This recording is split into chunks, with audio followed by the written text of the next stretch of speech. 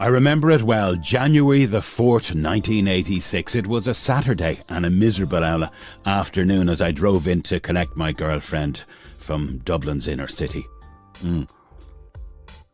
I was driving a Fiat Uno at the time, and I distinctly remember being pissed off because some little bollocks had kicked the wing mirror off it the night before. But as I drove along, I heard the news on the radio that Phil Lynott, and that's the correct pronunciation, but we all drop into Lynott every so often, had passed away of a drug overdose. And why wouldn't he? Hadn't he a chaotic lifestyle up until that point? But first time ever I remember shedding a tear for a pop star, because Phil Lynott was very, very special.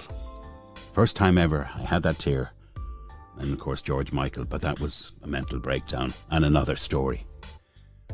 Phil Lynott was, and he would tell anybody, an Irishman. First and foremost, that is what he was proud of, despite the fact being born in West Bromwich to an Irish mother and a British Guyana man, and being largely kind of formative years in Birmingham, I think.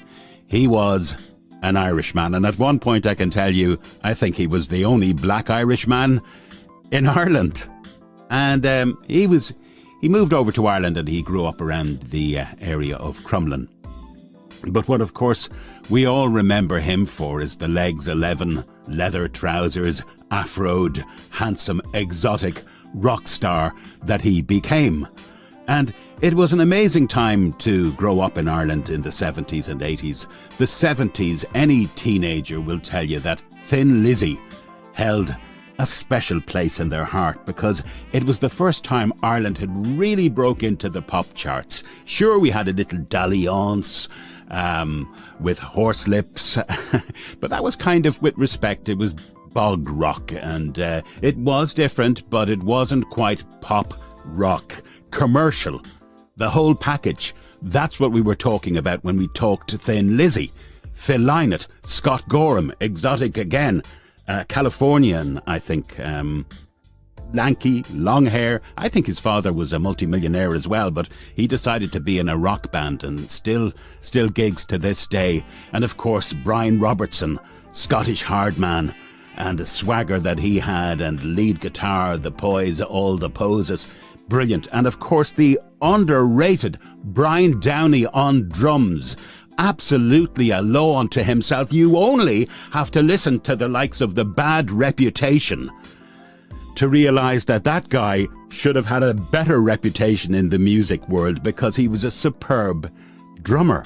Brian Downey, you know, just a fantastic thing. And when the whole package came together, it was magic.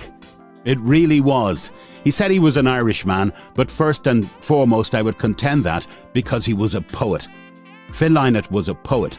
And if you look at he actually had a poetry book. If you look at the lines, or you listen to the song, a track called Dublin, you know, where he kind of pours out his heart in a love letter to Dublin. He saw himself as a Dubliner. Amazing guy. And you'd see him about town, and you know that iconic video where he's in Grafton Street. I mean, you would see him around, and you would see him down in Brussels and Davy Burns and wherever else, you know. Just one of a kind, and one that stays very much in our heart. Died at the all too tragic age of sometime, I think it was 36, sometime in his early to mid-30s, of a drug overdose. His mother, of course, he doted on Philomena, and for years afterwards you had the gigs for Philo down in the Rock Gardens there in Temple Bar. So look, I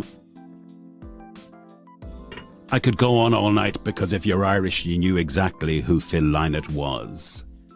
Thin Lizzy.